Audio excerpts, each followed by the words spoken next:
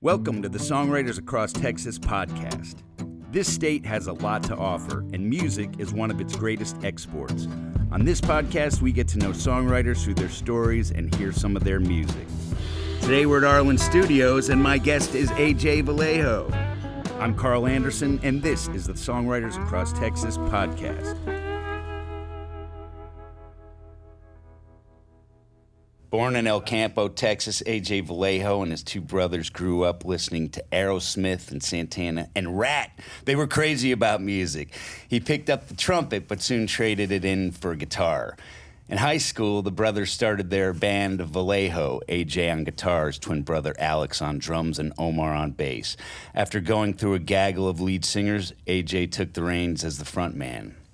They made their way to Austin. They landed a major record deal. Their first debut album was recorded right here in this studio. They toured the world and they opened for acts like the Black Crowes, Blues Traveler, and their heroes, Aerosmith. When the record business collapsed, the Vallejo brothers pivoted into their own indie label, and over the last 20 years have produced tracks and albums for hundreds of artists in the Austin area. This is a busy man, people. When he's not playing with Vallejo, he's producing other acts, gigging with the band Brody Wayne, or his excellent collaboration with Kendall Beard and Love and Chaos. This is a true friend to the Austin music scene and a hard-working man. It's my pleasure to welcome to the show, AJ Vallejo. What's up, man? How you doing? How you doing? I'm doing good to be here. I like the setup, man. Y'all moving on up. We are. This is the brand new desk that Ben, I was thinking about it last night. Ben Foster, our trusty director and producer, and he got us this desk, and I feel like a king behind here. It's pimping, man. It's pimping. I like it. That can be the... Hey, you want to start us off with a song? Let's get right into one. Let's do one. What you going to start us off with? Got a new Brody Lane album coming out October 1st. Hey, this one's called You Don't Love Me Like That Anymore. All right.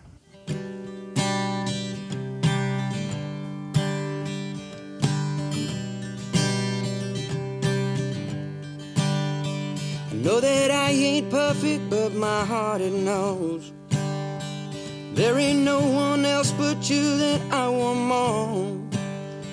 And it don't take a science test to know the score, that I'm standing here alone just wanting more. You don't call me baby, now you just say my name. You don't kiss me back when I'm looking for the same.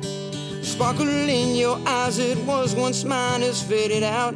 It's like you shut the door. You don't love me like that anymore.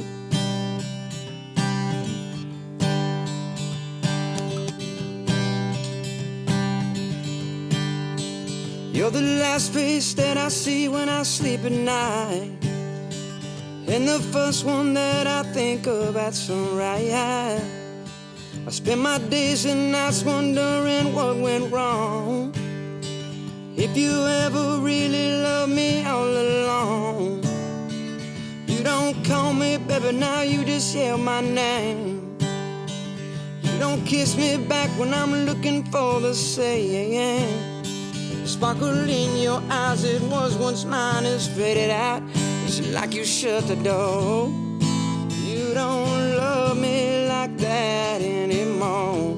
Been drinking off the pain, feeling like I've been played the fool again.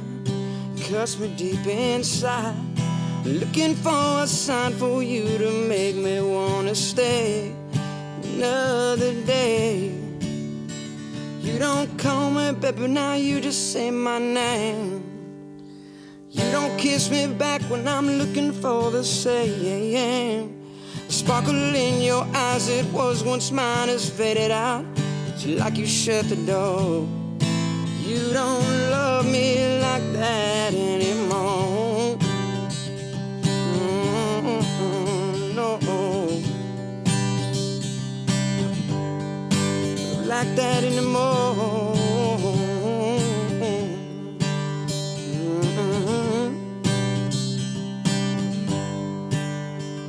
Know that I ain't perfect, but my heart it knows There ain't no one else but you that I want more. It don't take a scientist to know the score, that I'm standing here alone, just wanting more.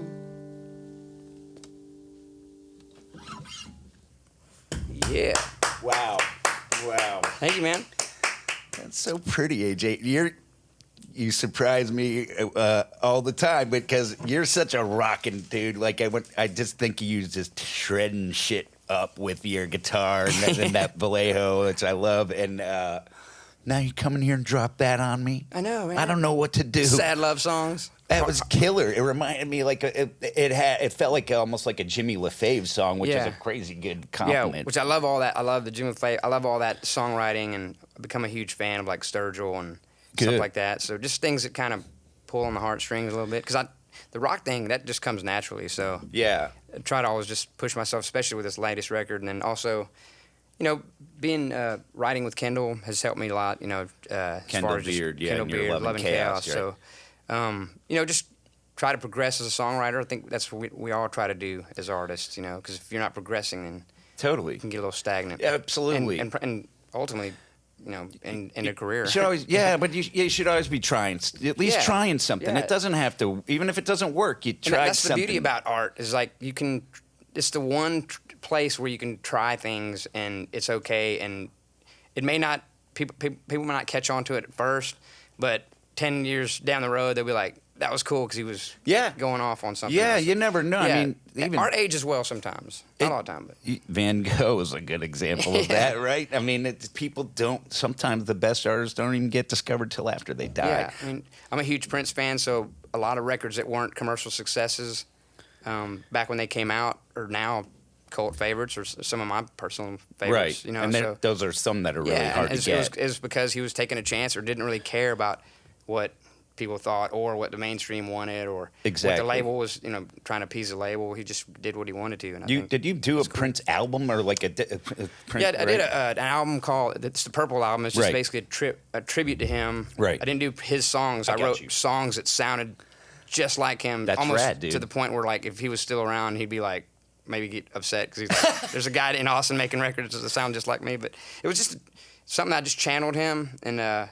I love it. Yeah, I mean, when he passed, it was my way of coping with his. I mean, it was hard for me to when he was gone. So. Yeah, that was one of your real heroes. Yeah, and I took pretty hard. I bet you did. It's hard when your heroes. What better go. way to, you know, cope with that than just go deep in his world, you know? So that's what I did, and I'm proud of that record. It's weird when I hear it now because it's like I wouldn't do that normally. I wouldn't do that nowadays, but it was cool. Is it raw? It's very raw. I did the whole record pretty quick. I was going to say, I bet it's raw. And it's very raw. And a raw record's an excellent thing. It's a little bit sloppy. Yeah, it's just sloppy, and it's just like not overthought. Right. And sometimes very underthought. So like, there's things that that haven't really fully developed. The producer and me, I would have gone and like tweaked it more, but I just wanted to get it off my chest and be done with it because I was afraid that I would be tired of it or something, or just not in that space anymore. It sounded like it was kind of a whiff of a inspiration, and you had to pounce on it and just do it. Because I was actually in the middle of something else, so I had to like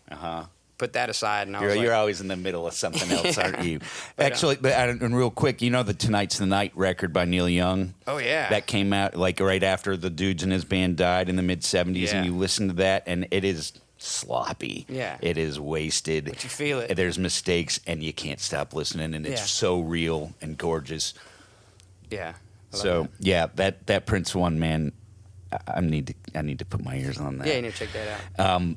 Let's talk about your El Campo, Texas upbringing. El Campo is for the kids out there that don't know. It's around the Houston area, a little bit south, maybe an hour south. A little south off of 59 by Victoria and all that stuff. So it's a rice town, but when I was born in Wharton, which is the town next to El Campo, because El Campo didn't even have a big hospital yet. So this is 1969. I gotcha. Shows my age, but I was 67. So my dad had to take us there. That's where were born, and then we were raised in El Campo, Texas. My dad had 2 restaurants there, and we lived in this Victorian mansion. Wow. You guys have seen it. It's on the show that we've been working on. Right. Yeah, but it's cool, man. It was Yeah. it was cool. It was a Not everyone it was a grows up banquet in a hall. Victorian yeah, mansion. Yeah, I know. It was a banquet hall downstairs, and for the elite politicians as well and stuff like Wow. that. And they would keep us imprisoned upstairs with the nannies while and these walls would open up. These walls would open up, and we're talking about 300 people down there dining and stuff like that. Oh, And, wow. A proper restaurant. When I say in prison is because my dad, we would go down at first when we were young and go down there and eat like the cup or whatever they'd stuff down there. So my dad got a gate up on the top of the stairs and with a lock. Three boys. Yeah, we'd be all like looking down there, and there'd be a drunk couple or something making out on the stairs, and we'd be like, whoa, so we learned a lot. Yeah, we saw a lot, but what a cool way to start life. Yeah, you guys got music very fast. Absolutely, yeah. And my dad, my uncle Joe, also had the Pan American Ballroom down there in El Campo, and that's where my dad helped in the ballroom, and we'd always go and. We saw everybody. We saw Selena when they were Los Dinos, and they always came through there. And Little Joe and all those guys that came through there. Of course, the Tornadoes and right. Sam and all that. Like all those guys would come through there. Flacco. And you got to see them every 3 nights a week, live music. I think that's probably where we got our bug. Looking back on it, when I was young, I didn't know. I was like, Dad, I don't want to go because it smells like hamburgers and tacos in there, because it was because my dad helped them with the food and all that. But yeah, if you work though around that stuff, those smells can get on top. Yeah, we'd always go home and smell like like a restaurant. Smell like the restaurant. Yeah, that's right. But in hindsight, I think that's kind of probably where we never really directly associated ourselves. Like I didn't walk in and go, oh, all of a sudden I'm gonna be a musician. I think that's probably where it started, the seed. And then, not to be cliche, but me and my brothers paid $10 at the time to go see Kiss. Mm-hmm.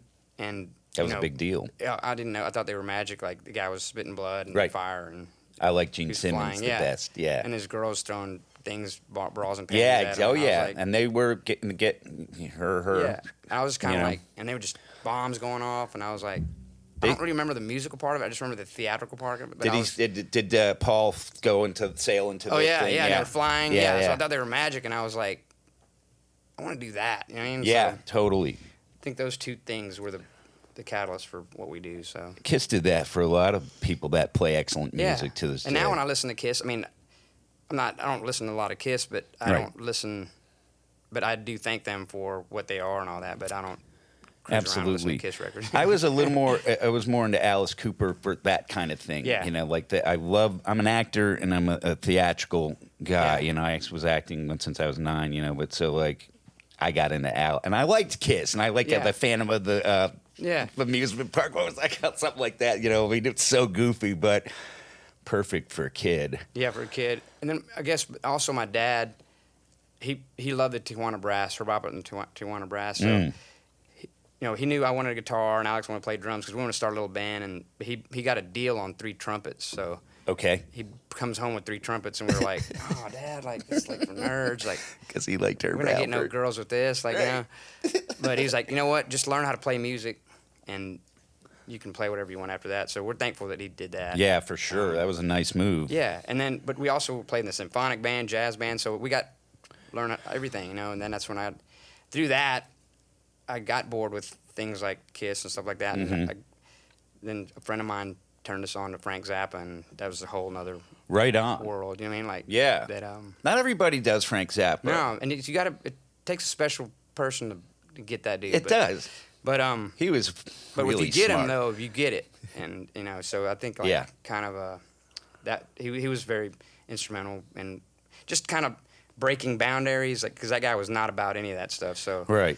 And then just great songs and the musicianship. Was that was the thing he had that he made. He was kind of like Miles, if you ask me, where it was like, you're gonna play with me, you're gonna play really good, and he'll call you out if you're not. Yeah. So then Zappa, and then obviously that Rat is kind of the Rat part was awesome. It's weird, right? Because then something happened in the '80s. Yeah.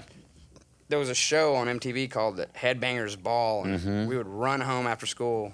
We couldn't wait to see these weird guys with long hair. Yeah. Like Twisted Sister and spandex. And Motley Crue. And big hair. Just something about them. Again, very basic musicianship like Kiss, but the theatrical part was really cool. Yeah, they really all that scene was Yeah. very much inspired by Kiss, Yeah. and also like I don't know. I want to say like Motley Crue said they got their whole thing from the Escape from New York. Yeah. Right. And then you New York could see Dolls, it. I think too. They dug all that.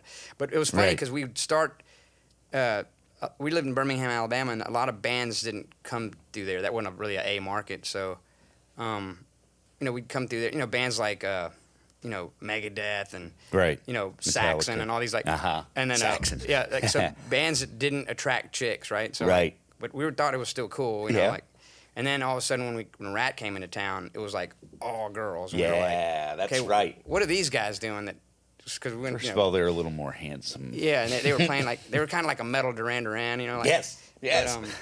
Yeah, and they had good songs. That's a great Yeah. song. Same thing. The girls throwing undergarments and stuff at them, and we were kind of like, let's take a little bit of that, a little Frank Zappa, a little Santana, a little Aerosmith, and that's what kind of made the Vallejo sound. So It's which perfect. is a strange mix. It's an awesome Yeah. mix, and a little strange, but who cares, man? I Yeah. love it, and I love getting all this because there's always something new I'm learning about you. That's just another color and like detail that gives you depth. Yeah.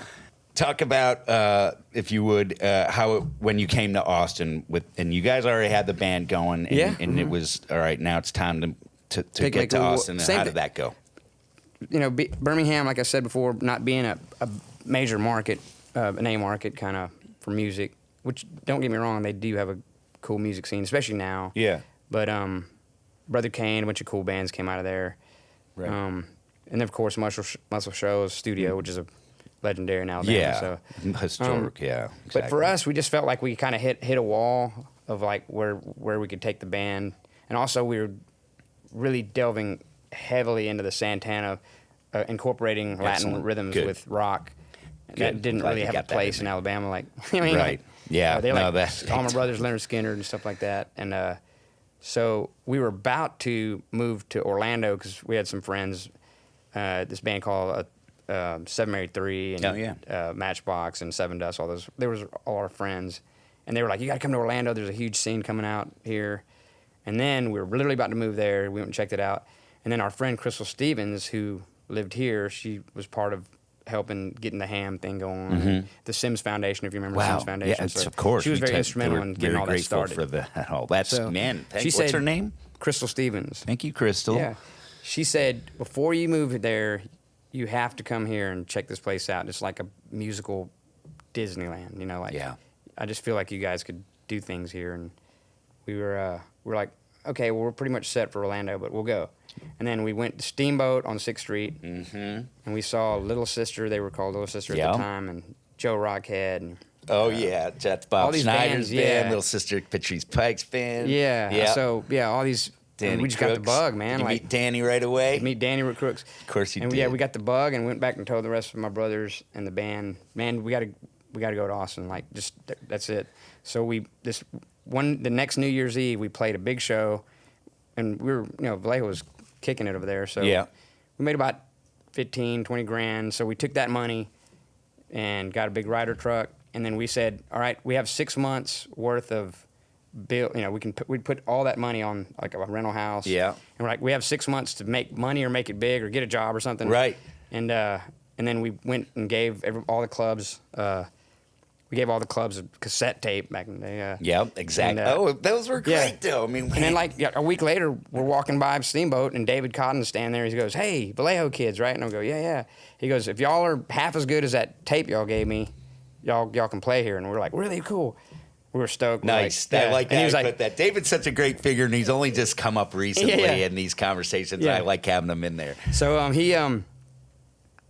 we're like, cool. So in our minds, we're thinking Friday night, Yeah, right right. in front of the Little Sister. He goes, how about Monday night at 8 p.m.? That's where everyone gets Yeah. started in Steamboat. Yeah, y'all are going to open up for Pariah, a metal band called Pariah Right. back in the day. Well, yeah. With Sims was Yeah, in the no, band. of Sims that was Foundation. that was a good spot. At least you had Pariah after you. There's some slots for like, and then the next person is another person no Yeah. one ever heard of it. But Danny really wanted to make sure people, like if I'm going to give you this slot, you're going to rock this place so yeah. hard. Yeah. You know? So we did that slot for a few months, and then we finally he was like, somebody was playing on Wednesday nights. I forget, it might have been Rocket Baby or Johnny Gaudi's.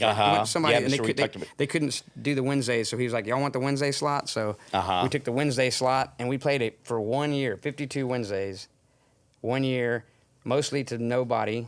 But then all of a sudden, the musicians were starting to get hip to Vallejo because we were, cool like that. And then it started to just be a lot of musicians in the crowd, and then their girlfriends and stuff like that. And then from that, South by was back when they signed bands. Should I say that on like?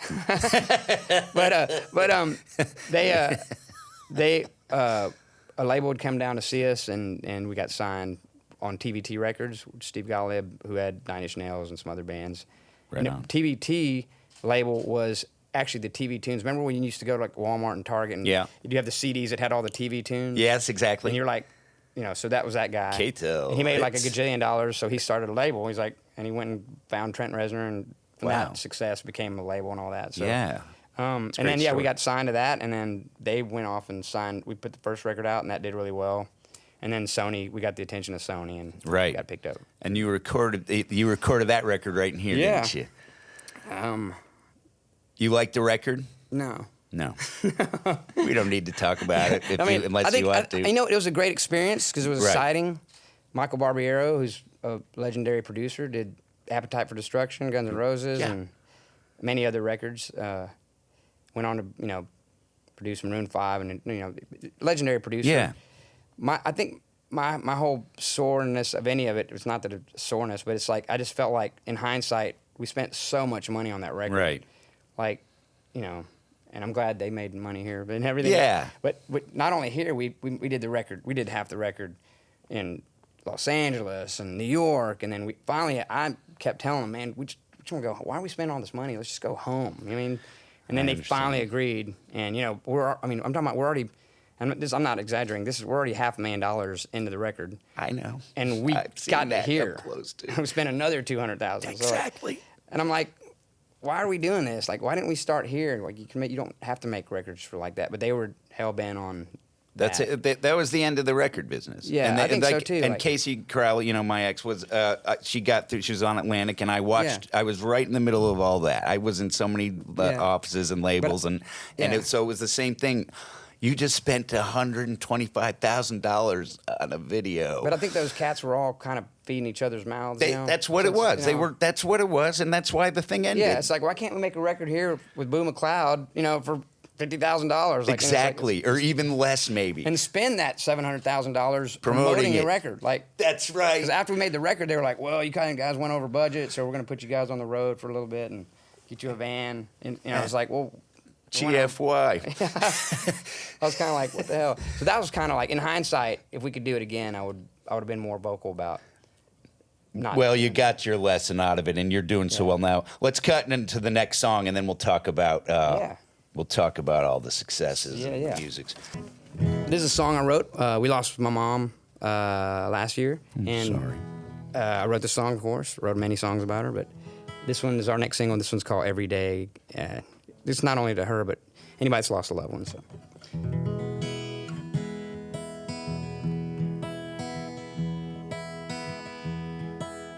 What I'd give to hear your voice again,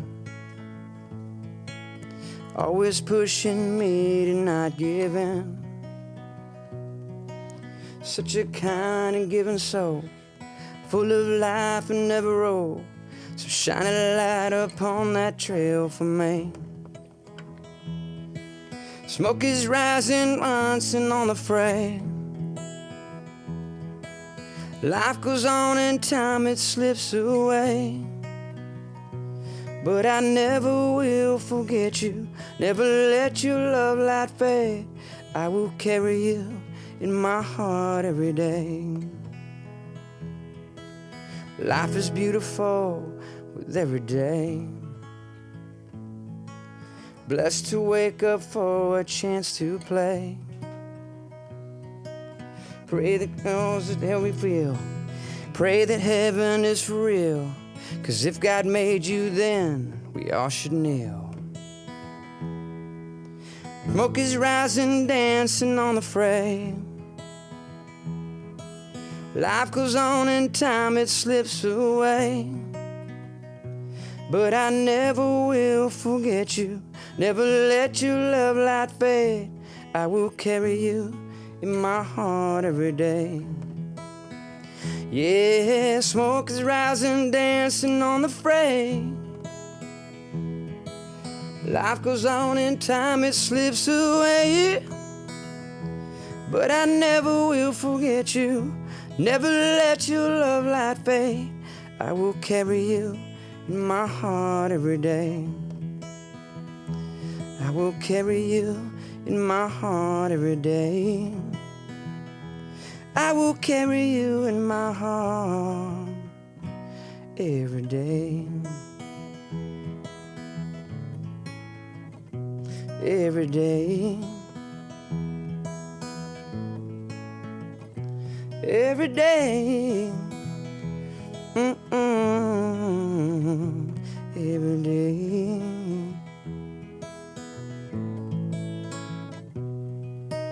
Every day. Bravo. Bravo. Yeah. I got a little choked up on that one line. I did too. Man, you're a beautiful songwriter. I mean, this is a side of you I haven't seen much of. The Vallejo stuff I'm a rocker, and I love stuff like this too. But if you play like you play that's the thing I'm probably going to pay attention to. Well, we're on Songwriters, so I brought some songwriters. How do you go back? Yeah, exactly. So that's a good segue, because I was about to ask you, like, what's your approach with songwriting? I'm sure there's different things, but lyric first, melody first. Yeah, I mean, I think like even with like Vallejo, like being younger songwriter, if you listen to that stuff, it's the party anthems and stuff like that. Of course, like I said, we talked about growing up to Aerosmith, Rat, or whatever, Santana, like, just feel good songs. AC/DC. Easy, yeah, just easy, like, leave your worries at home. Let's let's party all night. Rock and roll party all night. That's right. We were trying to just do party anthems, and once in a blue moon, Vallejo would have a little love song Power here ballad. and there. But we don't really. That's not what people came to see Vallejo for. They came to do that, like leave their worries at the door and just come let it all hang out at a Vallejo show. So that wasn't really not saying songwriting was a forte, but it was more about a sound and a vibe. Mm-hmm. So the lyrics, I felt, maybe weren't always like the most important thing. No, yeah, it was more about the bombastic, that sound, and lyrics were kind of just the vehicle to kind of get us through the get us through the show. But, totally. But I always tried to write, and Alex, my brother, who's the drummer, actually wrote personally my favorite Vallejo songs, like "Waiting on You" and "Temporary Thing," which we're starting to delve into some decent songwriting and decent lyrics, and so my favorite songs are songs that not I wrote, or Omar wrote, but Alex wrote. Wow. He's a drummer. He doesn't play an instrument. But Neil Peart was really like the lyricist of Rush, right? Yeah, there's that. So yeah, man, and I think after. Now we're all producers. Omar's a producer, and so's Alex, and I think that's kind of what got us to all kind of separate a little bit. And we're still together, and we still play, but we don't really write actively anymore because I think there was too many. We went from being these rock star, raucous, crazy kids on the tour bus to producers, and there's a lot of families and kids. Yeah, and then there's producers with all strong opinions of what they think. Right. Yes. Should sound like, so. That seems very because you're all three of your powerhouses on your own, and we it was all like, love each other and stuff. We just don't. We just started not. It didn't start making sense. You've got more than one band to play with. But we also Vallejo also made 16 records. I think we said what we can say. Yeah, exactly. It's not like we didn't. Maybe you'll make another one in 10 years because you feel it. But in the meantime, you've got Love and Chaos. You've been doing with Kendall Beard for a long time. I mean, we did the show on y'all. Yeah, we're going on 10 years this year. So that's another killer thing. Yeah, how's that doing right now? Great. We just did a little run with Styx and REO Speedwagon, which is really awesome. I've played for big tours like that, but it was really cool to share that with Kendall. Kendall, and then I did a date with Kelly, so we had to share that Kelly with them. Green, was really truly great, and I mean, it's just a great experience. There's nothing cooler than it. Never gets old stepping out in front of 20,000 people. Yeah, totally. Yeah. How could it? And It just yeah, I doesn't, mean yeah. that's what the whole thing was for, right? I mean Yeah. that was the dream, was to be out there playing. Yeah. And when you're out there in front of that many people, you're kind of like, this is why we started doing this, like, you know, it's because Right. that's, like I said, with seeing Kiss, like we were like, I want to be like that. And, Exactly. And then you're like, hey, here I am doing that. That's right. And It's really isn't cool, yeah. thank you. Yeah, it's really cool. So Tell me about your Brody Lane band that you developed during the pandemic. yeah, I mean, Brody Lane is basically an indirect product of the pandemic. You know, everybody was like, you look on the TV and it was like, all right, there's crazy little virus going around. Everybody go home for about a couple months. You know, we'll see what's up. It started off Yeah. as a couple Yeah. days or weeks. Yeah, maybe. they said like let's sit this out for a month, see what's happening. Everybody go home, chill out, you know. And then a year passes, and it was really hard, as we all know. Like as the world kind of slowly opened up, you know, obviously your essential businesses had to open up, but the one that was kind of almost last and not forgot about, but just truly last was clubs and Yeah. the artists. Like, you know, like they were like, because it was a place where people gathered, right? Yeah, and not only that, they So drank and lowered their immune systems. Yeah, yeah. They were spitting on, breathing on each you know, other. the idea of putting, you know, even like an ACL, putting 30,000 people, Right. like they were opening up, but they were like, okay, we can keep our distance. Yes. We can go to a restaurant and eat. I thought they but, did a nice everybody job slow with down. that, actually, here in Everybody slow Austin. down. We're not trying to get 30,000 people That's together. right. And so, No, we really don't want to get everybody sick. yeah. Let's do this right. Or in a tight club like Saxon, you know, which is so. Right. Exactly. Everybody was, and of course, I know all those people have legal responsibilities, so it was very, very hard to sit there and all collectively go, is it our time to come back, you know? So, Right. you know, that, looking at it, we're talking about 2 years of not knowing, never in my life would I have thought, hey man, I love what you do, go home and sit down, Right. chill out for a second. For 2 and, years, and don't get paid. seconds. Yeah, don't get paid at all. So it put a test on a lot of things, and you know, so I turned my garage. I was going stir crazy. Yeah. And Case was really cool because most, you know, women in your house would be like absolutely not. So Right. I turned the garage into a lounge, a whiskey lounge. It's a killer place. Yeah, we dude. built a bar and everything. It's got a grand piano in it. And It's not. It's. You know, people talk about man caves. This is like. Oh. Yeah, I wouldn't put it in that because it's like a lounge. it's a straight up lounge. Yeah, exactly. It's a speakeasy lounge. It's yeah. so great Yeah. there. I love that. And we place. started having jams. I mean, we had a blackjack table there playing cards. And, Yeah. You know, remember that was that weird window? People were like, not more than 10 Yes. people. Yes. you know, like, yeah. stuff Exactly. like that. And you were like, good. Then I'll set up a I would place do for exactly 10 of us. 10, maybe 12. you Yeah. know, like, yeah. Just get there. He's Yeah, outside. It yeah, doesn't yeah. matter. But then, you know, so yeah, I mean, on any given day, you know, there'd be friends playing cards and people jamming, and like my friends in Texas music, like Bree Bagwell, Texas, Right. Mark McKinney, you name it, like people just coming through, and Willie Braun and all these cats. So at least you had that. You were inspiring each other. There was a place. So it's almost like, Yeah. okay, you guys are my family. Yeah. And We're creating, we're jamming. Yes. We're in that same environment. There was a bar there. We're drinking. Yeah. We're having some drinks, playing some music. Comes with the territory. Yeah, yeah. Playing some cards, just hanging out still, enjoying. And we kind of had like a little tribe because you're kind of like, hey man, let's all stick together. Don't, you know, 'cause Yeah. if you're. Yeah. Be careful. Yeah, by yeah. the way, don't If get you're- me If sick. you're hanging with somebody else, like Right. so. Absolutely. There was that whole thing, and then Brody Lane, Joe, Bruce started coming over. Everybody lives off of Brody Lane. Joe and Bruce are. Yeah, and then Geismer's who's percussionist in Vallejo. Oh, right. Is now my drummer, right. Brody Lane. Got you. Bruce, my guy, that guitar player that's been playing with me for 30 plus years since we were in high school. Right. Is a guitar player, and then Joe from Mickey and the Motor Cars, which is funny because he was playing with them, and the Braun brothers, they live up in Idaho. Muzzy lives up there, so Okay. they all live up the family. Idaho. So Nice. yeah, very far. Yeah. So I called him and go, hey man, we're gonna make some music videos, but I'm not gonna try to. I'm not tell Mikey I'm not trying to steal you from him, but can you just be in the videos so I can have a bass player? you Yeah, know? yeah. And he was like, well, Mickey and them are up in Idaho. Like I don't even know if I'm in the band or not because because we don't know, nobody knows anything. They're up there. I'm Right. just down here. I'm kind of just going crazy too. So I was like, man, you should come to the lounge and Right. jam with us. So we just Cool, started playing dude. and. I have a studio, of course, in my house, and everything. We recorded all the rehearsals and started writing. And next thing you know, we had a record, and We had something like 30 songs. So Wow. yeah. So you have this record. Record, yeah. We put the first. It's called Hot Dirt. First record came out last year. Okay, Hot yeah. Dirt's already out. Yeah, and then the new album. The new album comes out October 1st. Okay, cool. That's what we want to know. Yeah, and then that's self-titled as of now because I can't come up with. Got you, Brody cool Lane. name. I like it. Yeah, and yeah, so we're just really happy the way that it all came out. Obviously, Kendall and I did some streams because everybody was live streaming. Yeah, good. Yeah, that's good. Yeah, and that saved me. I had a couple that I was like, wow, this really is saving my sanity on some level. But it was a strange dynamic because you're used to like the reaction of the crowd. Yes. So like you're playing and then the song, you see like the little hearts and stuff coming up, but it's not the same. That has to turn into the applause. Yeah. That's true. I wish they would have. Facebook would have made it like an app or something to where those hearts would be like a clap. That I'm would be surprised so cool, right? someone didn't. That's a really good idea. Yeah, but it was that silence.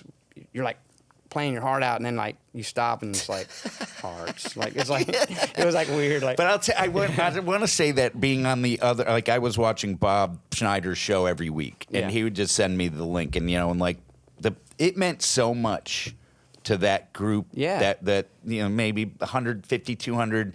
Sometimes there was 75. But right around there every week. And everyone chiming in, and there were all these dialogues, and I was like, I mean, I didn't get much too into those, but like, you watch them, and all you can tell is like, this is saving all these people's lives, literally, their sanity. Absolutely, and a lot of people wrote me and were like, dude, I'm living. I used to do this thing every Friday, and some weeks it would be a lot of people, some weeks it would be not that much. Right. But there were people that were like, dude, I live for like your Fridays. Like we make a plan out of it. Like that's what we do. We wait until you come on and we hang with you. I would make drinks. I'd shoot from the lounge and that's so cool, man. It was a lot of fun, man. It was cool to interact, and you're like, okay, I'm still, because for a while there you were kind of like, felt invisible. You're like, are we still needed? Because the world says no, but there's people that are like, no, we need you. So that was cool. In hindsight, now that the world's open as of now, unless something else comes around, it's cool that we experienced that. I think it humbled everybody and kind of put everybody in check, which I think is cool. So especially me, it was very eye opening, and I'm writing the best stuff I've ever written. I think maybe because of it. I hope. I think you are, because if that's what it is, that I'm sure you're right. You're a pleasure, man. We're out of time, but this has been a fun conversation. You're always fun and talented as they make them. I look forward to this Brody Lane. Self-titled. Yeah, man. Self-titled records are always, always hard.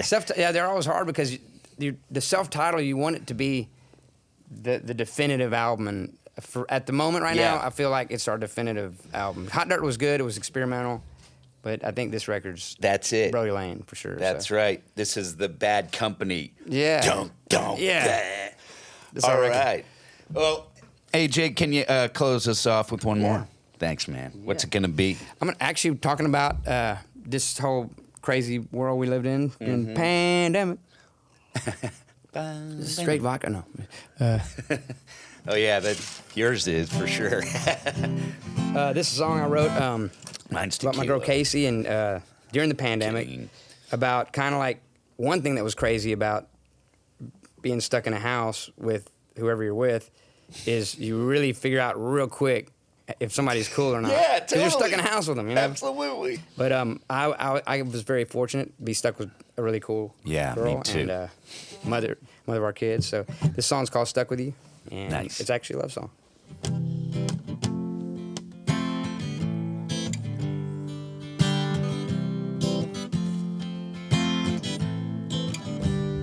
Crazy how 1 year makes a difference.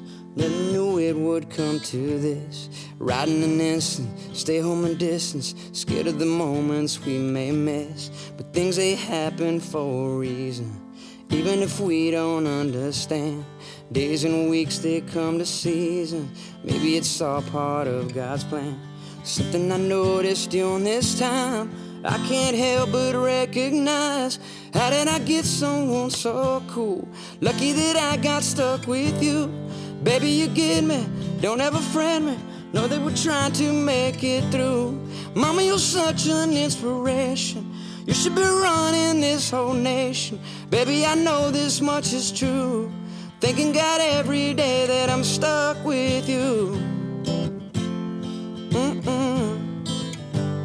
I know that I make dumb jokes about it, like what you got going on today. Where's my breakfast? All my boots shine. You roll your eyes and walk away.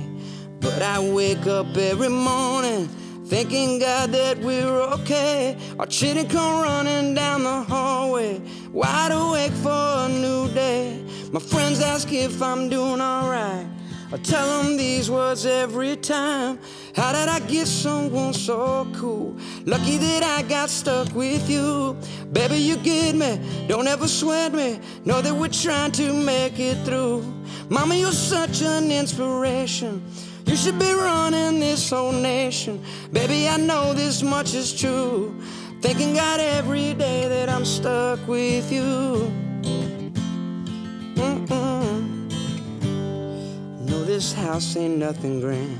This house of love is our homeland. Mama, you never ask for nothing. Give every moment that you can. I wanna say thank you for your patience. You make this crazy world alright. How did I get someone so cool? Lucky that I got stuck with you. Baby, you get me, don't ever sweat me. Know that we're trying to make it through. Mama, you're such an inspiration. You should be running this whole nation. Baby, I know this much is true. Thanking God every day that I'm stuck with you. Stuck with you.